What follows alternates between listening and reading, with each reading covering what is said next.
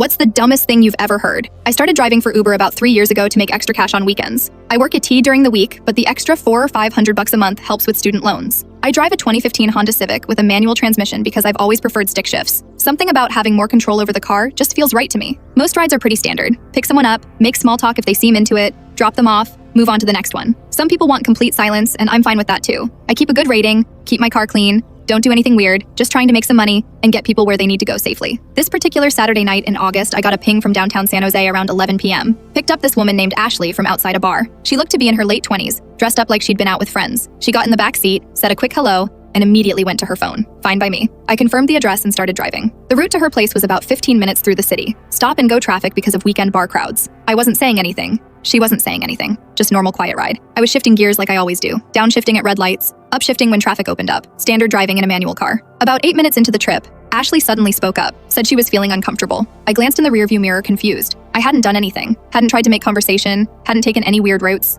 Nothing. I asked her what was wrong and how I could make the situation better. Last thing I need is a complaint affecting my rating over some misunderstanding. She pointed at my hand on the gear shift and said she didn't like how I kept playing with that fidget stick thing in the middle of my car. It was making her nervous. She said I seemed distracted and kept messing with it constantly. I genuinely thought she was joking at first, waited for her to laugh or say she was messing with me, but she just sat there looking annoyed and a little anxious. I realized she was completely serious. I told her it was the gear shift, that I was driving a manual transmission car and needed to shift gears to drive. She got quiet for a second, then said she'd never heard of that. Said her car didn't have one of those things and she drove just fine. I tried to explain that most cars in America are automatics, but some people prefer manuals, that it's just a different type of transmission. Ashley cut me off and said she was actually a mechanic, had been working on cars for 6 years, and in all her time working on cars, she'd never seen anything like what I was doing. She said I was probably just using it as an excuse to look busy or show off or something. I didn't know what to say to that. A mechanic who'd never encountered a manual transmission in 6 years of supposedly working on cars. I asked her where she worked, genuinely curious at this point. She named some quick lube place in Milpitas. I had to bite my tongue to keep from laughing. The rest of the ride was silent but tense. She kept watching me shift gears like I was performing some kind of magic trick she couldn't figure out.